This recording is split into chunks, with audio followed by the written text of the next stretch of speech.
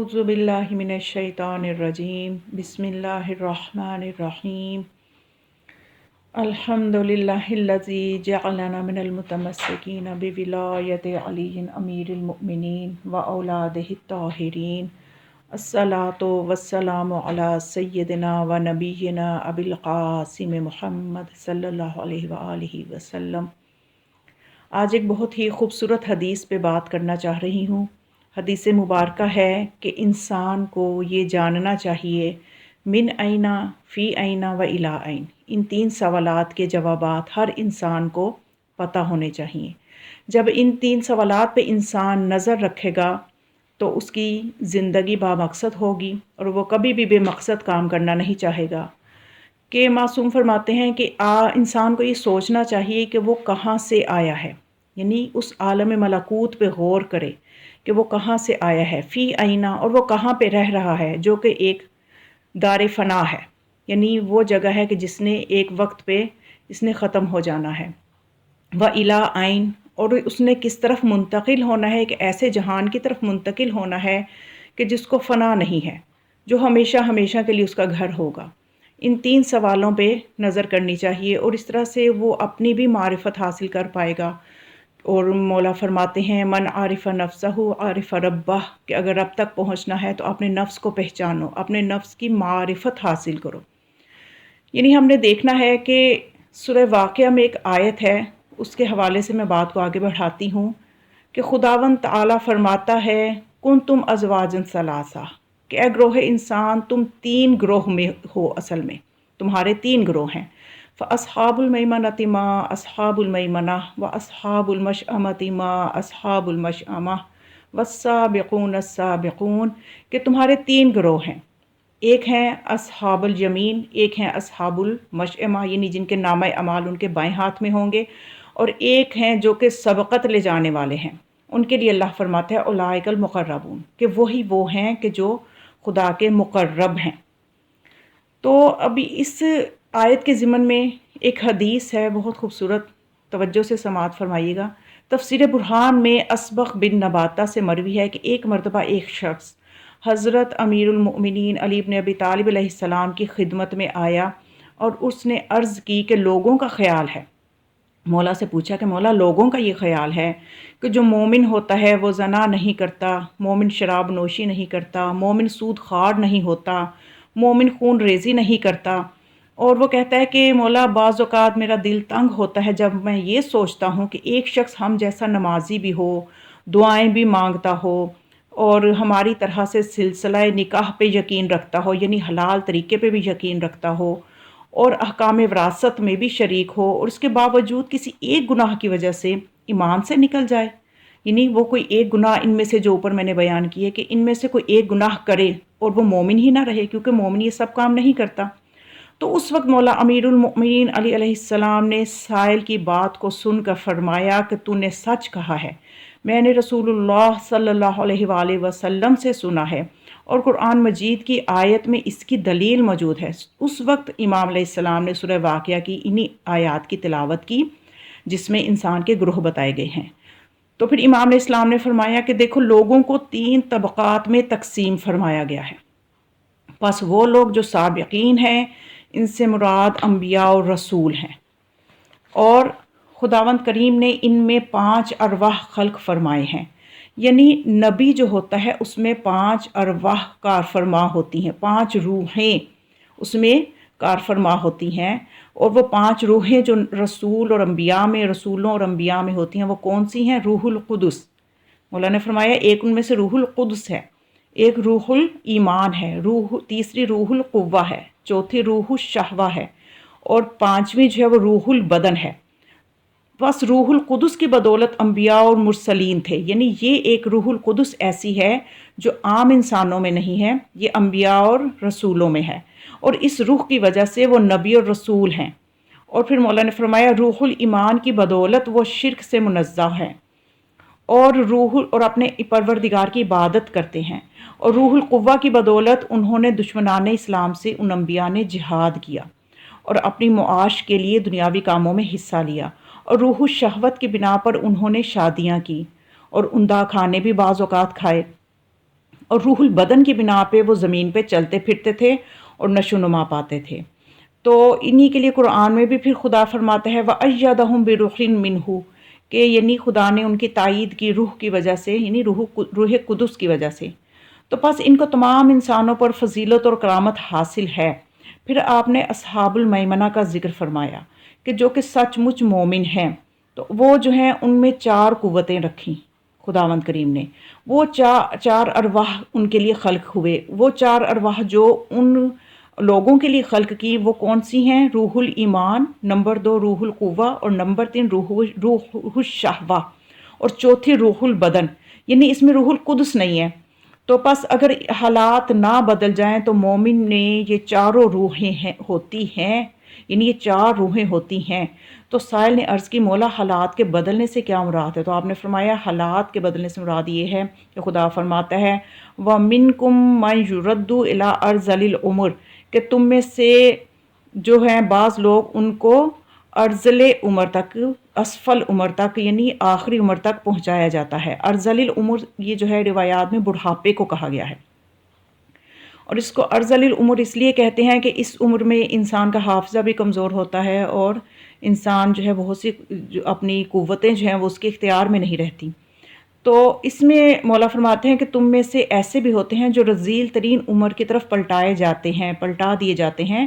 اس سے مراد بڑھاپے کا زمانہ ہے، اور اس زمانہ میں انسان کے تمام ارواح، یعنی وہ 4 ارواح جو انسان کو ملے ہوتے ہیں وہ ناقص ہو جاتے ہیں، لیکن اس کو دین سے خارج نہیں سمجھا جاتا۔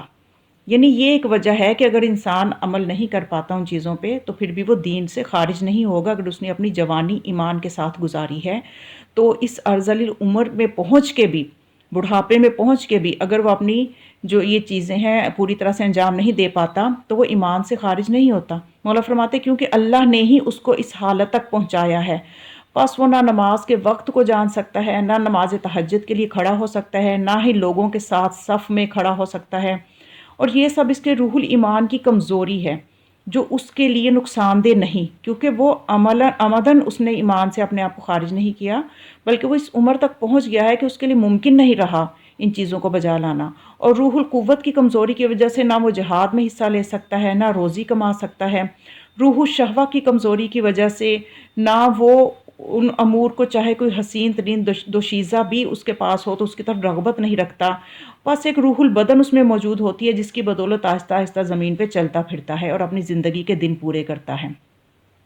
اور یہ حالات اس کے لیے نقصان دہ نہیں کیونکہ ان کا فاعل خود اللہ ہے۔ البتہ یہ حالات جوانی کے زمانہ میں بھی انسان پہ وارد ہوتے ہیں۔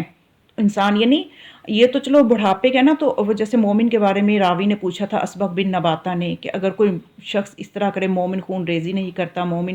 یہ امور انجام نہیں دیتا، تو اگر مولا فرماتے ہیں جوانی میں وہ قوت رکھتے ہوئے بھی اس طرح کے امور اگر انجام دیتا ہے تو اس وقت انسان غلطی کا مرتکب ہو جایا کرتا ہے، کیونکہ یہ 4 قوتیں اس میں عروج پر ہوتی ہیں جوانی کے زمانے میں۔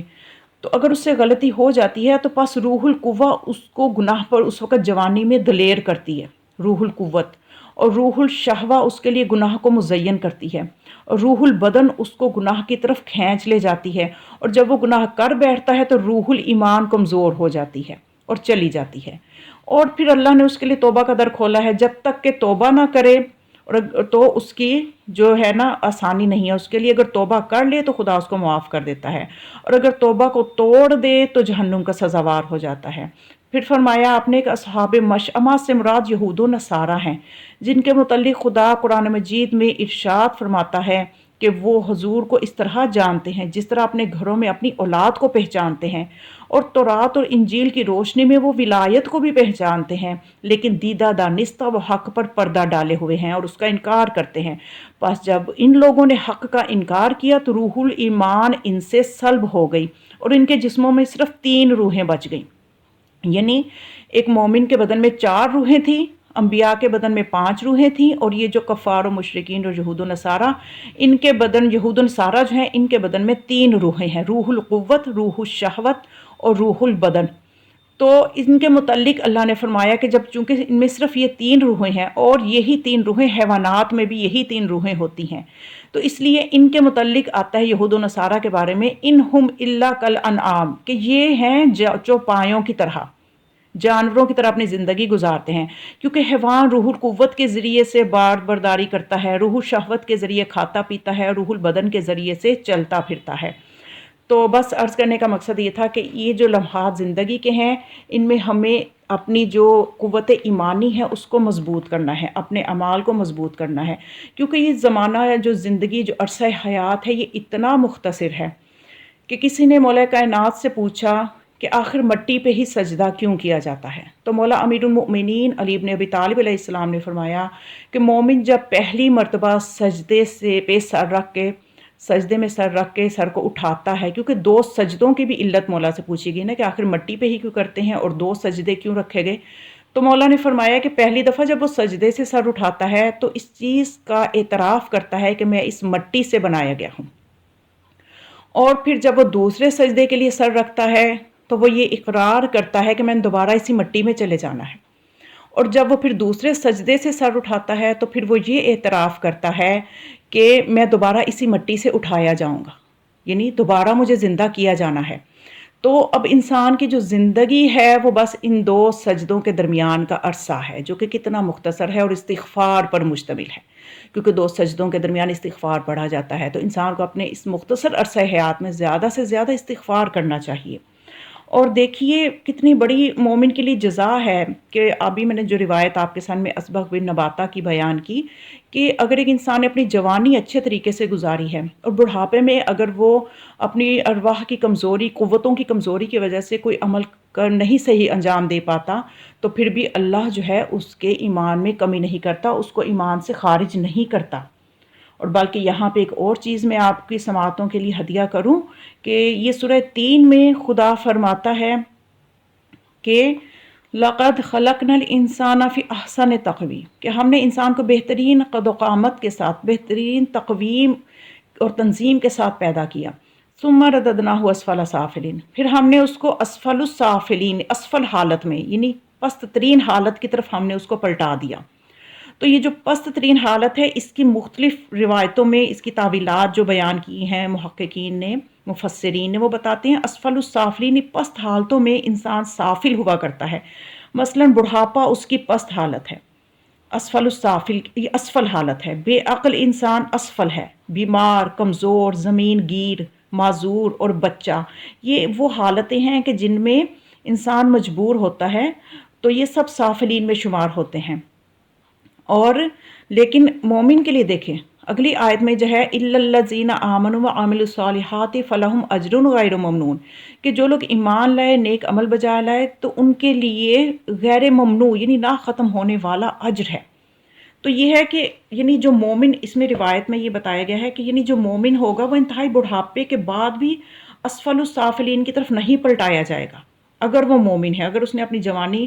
کے ایام اچھے طریقے سے مرضی خدا سے گزارے ہیں۔ تو چنانچہ حضرت رسالت مآب صلی اللہ علیہ وآلہ وسلم نے فرمایا کہ بچہ جب تک جوانی کو نہیں پہنچتا اس وقت تک اس کے نیک اعمال اس کے والدین کے نامہ اعمال میں درج کیے جاتے ہیں اور اس کی بد اعمالیوں کو لکھا نہیں جاتا۔ پس جب وہ جوانی کی فضا میں قدم رکھتا ہے تو 2 لکھنے والے فرشتے غلط کاریوں سے اس کی محافظت کرنے پر مامور ہوتے ہیں اور وہ اس کو سیدھے راستے پر چلاتے ہیں، یہاں تک کہ جب اسلامی زندگی میں اس کو 40 برس گزر جاتے ہیں تو خداوند کریم اس کو جنون، جزام اور برس کی تینوں موذی مرضوں سے امان دیتا ہے۔ بس جب 50 برس کا ہوتا ہے تو خدا اس کا حساب خفیف کر دیتا ہے، اور جب 60 سال کا ہوتا ہے تو خدا اس کے لیے توبہ کی توفیق مرحمت فرماتا ہے۔ یہ مومن کے لیے سب کچھ۔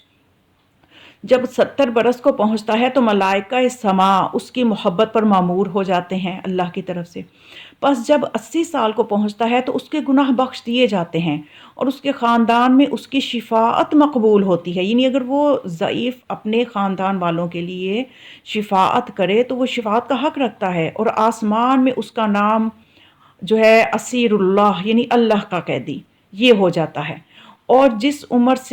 جب اس عمر سے بھی تجاوز کر جائے تو جس قدر اعمال اس کے نامہ اعمال میں جوانی کے دوران میں لکھے جاتے تھے اسی طرح اس کے اعمال درج ہوتے رہیں گے اور اس کے گناہ نہیں لکھے جائیں گے۔ یہ کتنا بڑا کرم ہے اللہ کا، کتنی بڑی اس کی ایک نعمت ہے، اور ایمان کتنی بڑی نعمت ہے۔ اگر ہم جوانی میں اس کی حفاظت کر لیں تو بڑھاپے میں بھی اللہ ساتھ نہیں چھوڑتا۔ دعاؤں میں یاد رکھیے گا۔ والسلام علیکم ورحمۃ اللہ وبرکاتہ۔